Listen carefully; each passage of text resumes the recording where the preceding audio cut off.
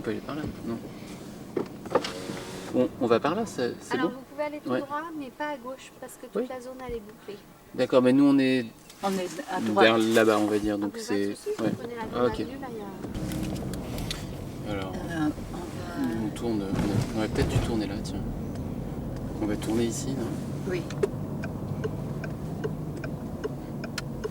Alors ça, Marie, ça fait partie de la tradition, c'est de se perdre un peu.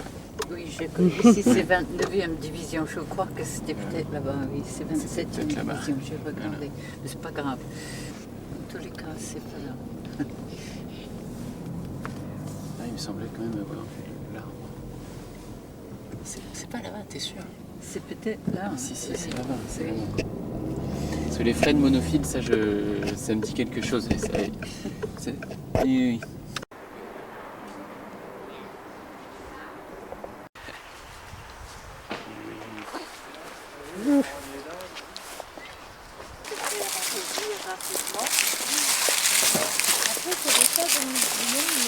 On est le 9 octobre et Anouk a 1 mois aujourd'hui. Anouk a 1 mois. Et on va sur la tombe de mon père, parce qu'il est décédé le 4 octobre. Donc on y va tous les ans avec ma mère. Et là c'est la première fois bien sûr qu'on y va avec Anouk. Comme tu peux voir, il y a un très grand arbre sur la tombe, qui a d'ailleurs lancé une sorte de mode dans ce carré. Tu peux regarder derrière toi, il y a un autre grand arbre. Ici aussi, derrière la tombe de mon père, il y a un autre grand arbre. Et c'est que dans ce carré. Et ça a été le premier? Ça a été le premier, il a lancé la mode. Ça c'est marrant. Ouais.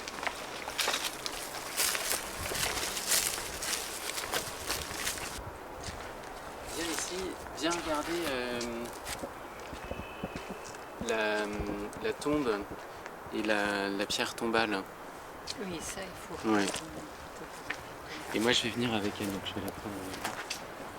Après on va planter les fleurs, parce que c'est une forme traditionnelle de tombeau juif.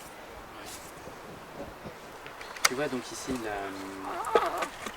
la pierre tombale avec le nom de mon père, aussi en hébreu, hein, Eli Lebel. Et ici, sa date de naissance, 25 avril 1926, la date où il est mort, le 4 octobre 1979, donc il y a 37 ans. Et les villes importantes dans sa vie, donc il est né à Berlin, sa famille vient de Bjostek, il est allé ensuite à Tel Aviv, et puis il a passé une grande partie de sa vie à Paris, où il a fini ses jours. Et en haut, il y a le date en hébreu. D'accord, ah oui, je ne savais pas que c'était... Selon le calendrier juif. D'accord, ah, c'est la date en hébreu. Oui, c'est le calendrier juif. D'accord. T'es allé dans un... Non, c'est Eliezer. Ah, c'est Eliezer qui a... Eliezer, c'était le frère aîné de mon père. Oh, elle sourit. So Anouk, this is where your grandfather is basically. Grandfather Eli. Yeah. Your family name comes from here. Eli Lobel. You're Anouk Lobel. Yes, he would have been very, very happy to meet you. Very happy.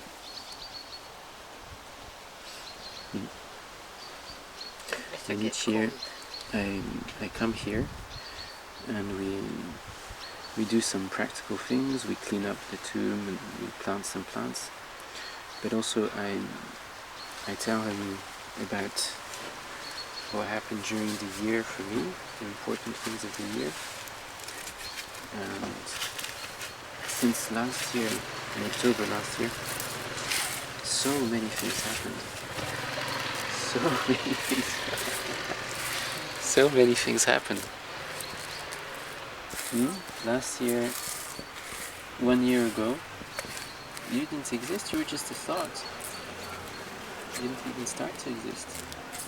And then all of last year, you started existing through Mary's belly.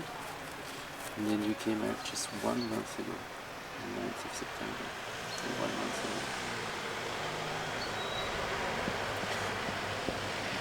And also what I started to do this year, since basically we knew that you were going to come into existence, I started to investigate my father's life. And this is also a very important thing that I want to tell my father just now, is that I started basically looking for him. Yeah, you're smiling. I started looking for him because it's important for me, and also because I want to be able to tell you who your grandfather was. I think it's important for me, but also for you to know where you come from. And this is why we're making this movie, basically. This is my way of telling my father's story and the story of me looking for my father, and it really starts with you. And as soon as I knew that you were going to exist, I started this journey for myself and for my family.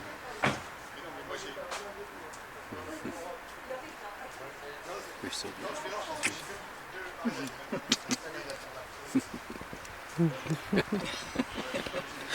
Look at that, she's smiling. Yeah.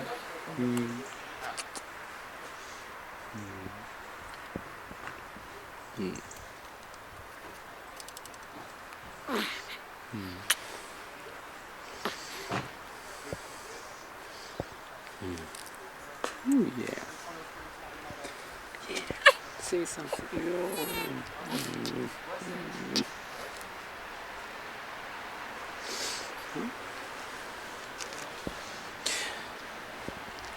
Quand on vient ici au cimetière, il fait toujours beau. Il fait toujours beau. Tous les ans, il fait toujours beau. Ouais. Parfois il fait très froid. Il fait froid, mais je pense qu'il, de mémoire, il n'a jamais vraiment plu. Et souvent, c'est des belles journées froides, ensoleillées comme ça. C'était comme ça. Ouais. Il faisait très très beau. Ah oui. Il y avait beaucoup de monde à l'enterrement. Il y avait beaucoup de monde et Eliezer, il n'y avait pas de rabbin. Il n'y avait pas de rabbin. Et Eliezer a dit les prières. Ah, c'était Eliezer qui a dit le Kaddish. Oui. Ouais. Avec les autres hommes qui étaient là. Avec tous ceux qui connaissaient les prières juives. Oui. Et l'enterrement a eu lieu très peu longtemps après, non? Comme quelques jours après. Oui, il n'y a pas très longtemps après. Oui. Au plus d'une semaine. Une semaine après. Il y avait aussi ta famille qui était venue? Colin est venu. Colin Est venu, il m'a dit pour représenter la famille. D'accord. Mais toi, tu n'étais pas là. Moi, j'étais pas là. Ouais. Oui. Maintenant, je pense que j'aurais peut-être dû t'emmener. Mais tu étais à la maison avec Raya. Il faut demander... Avec Raya, d'accord. Oui. Donc Raya n'était pas là non plus, elle me gardait. Elle n'était pas là non plus. D'accord. Bon, on parlera de ça un autre. Ouais. Non mais attends, il y avait une autre question que je voulais te poser. Oui, donc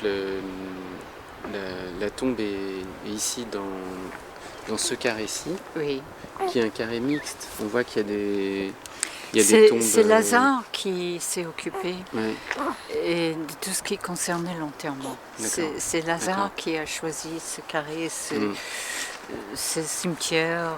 D'accord. Et tu sais pas pourquoi il n'est pas dans un carré juif? Je ne sais pas, j'ai jamais demandé à Lazare. D'accord.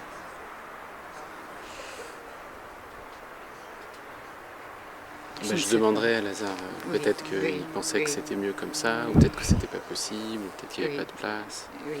Ouais. Et est-ce que tu sais pourquoi il n'y avait pas de rabbin? C'était un choix aussi, ou c'est... Il semblait peu vraisemblable qu'on puisse trouver un rabbin qui officierait, étant donné les opinions politiques. Les opinions. Oui, mais on n'a pas... Ouais. On n'a pas Vous n'avez même pas essayé, d'accord. on a essayé. C'est pas à cause des circonstances de sa mort, mais c'est plutôt à cause de ses opinions politiques, tu penses, qu'un rabbin n'aurait pas voulu officier à cette cérémonie. Vraiment, je peux pas te dire. Mhm. Je ne sais pas. Mhm.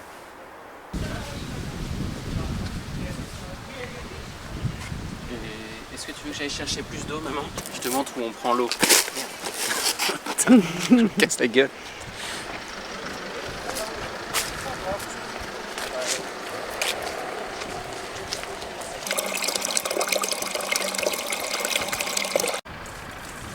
On met toujours de la bruyère sur la tombe, mais ça doit pas être la bonne terre parce que elle meurt tous les ans. Par contre, c'est une bonne terre pour les sapins. Il serait content, tu penses, d'avoir une petite fille? Oui, bien sûr. Ouais. Qu'est-ce qu'il a dit quand il a su que j'étais un garçon?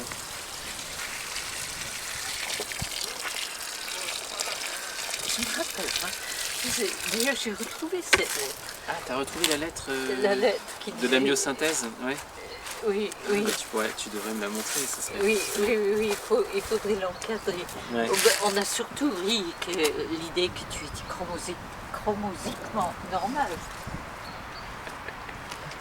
C'était une Ah oui, bonne parce chose. que, bah oui, comme ma mère très formel. avait 39 ans quand elle était enceinte, il y a eu une amyosynthèse. Et donc très tôt, quand c'était quoi, au 3e mois, quelque chose comme ça, maman? Oui. Mes parents ont reçu une lettre disant: vous attendez un petit garçon chromosomiquement normal. et ça faisait rigoler mon père. Il disait au moins il est chromosomiquement normal. Bon, voilà. C'est tout ce qu'on sait pour l'instant. Attention, recule pas trop parce qu'il y a un trou. Hein. Ouais.